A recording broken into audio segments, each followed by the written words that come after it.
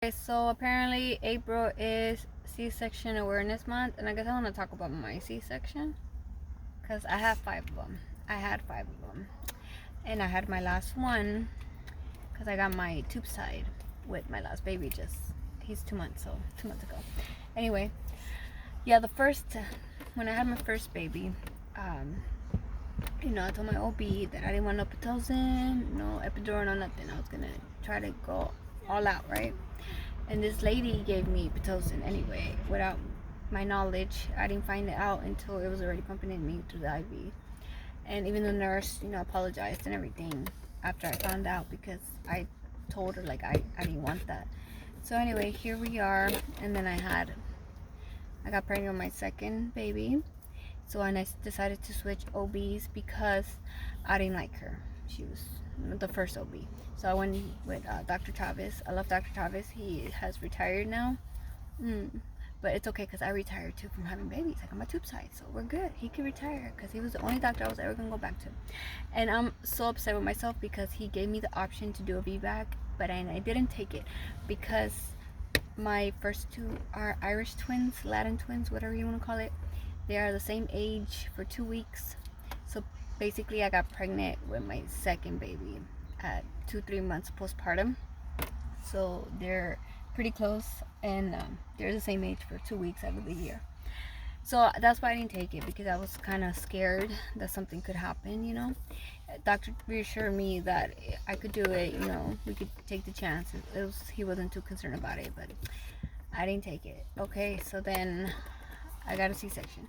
Then my third baby, I went to Dr. Travis and I was like, okay, I think I'm ready. I want to try to do it, not natural. And he said no. He said after 2, your risk is higher. So he didn't give me the option. So I stick with him because I really, really liked him. And at that point, I was just like, well, this is just what it is. And so with my third baby, I just had a C-section, and I had a C-section with my fourth, and I had a C-section with my fifth, and then my husband and I finally decided, like, okay, it's time, we do something about it permanently, because we are running out of room here, like in the house and in the truck. So I got my tubes tied during the surgery. All this to say is, now that my tubes are tied, they say there's like a 1% chance I have another one. If I do, okay, but it's not likely. I don't know, unless Jesus says you're gonna have another one, then I guess I'm gonna have another one. But anyway, and my pregnancy journey, I don't know what you call it. My pregnancy journey is over. I'm not planning on having any more kids.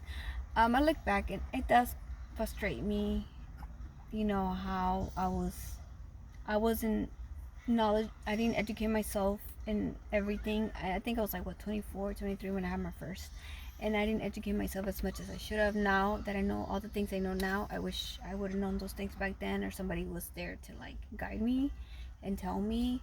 And I didn't have really nobody except my mom. She tried telling me, but anyway. So yeah, it does make me a little sad that I didn't get to experience the way I wish I did. But then again, I'm like, this, it is what it is. It happened. They were hard.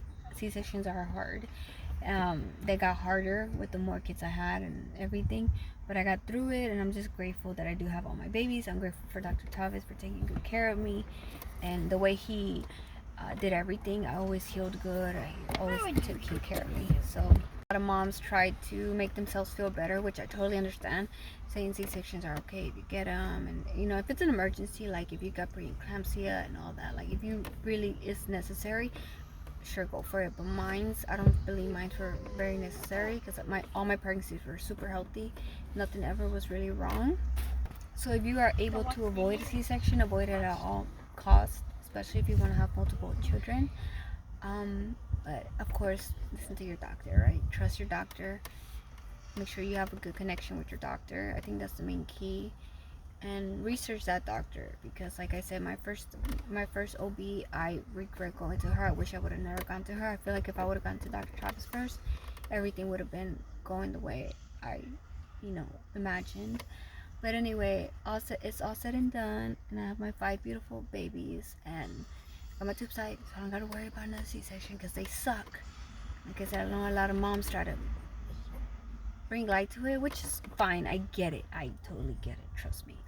But they suck. C-sections suck. So just go natural if you can. And that hurts too, though, because I made it up to 6 centimeters, and I got a little taste of it, and it hurt. It was really hard. So I don't think I probably would have made it all the way anyway without an epidural. But yeah, so yeah, happy awareness month, and I'm just here to tell y'all, try to avoid them if you can. Peace.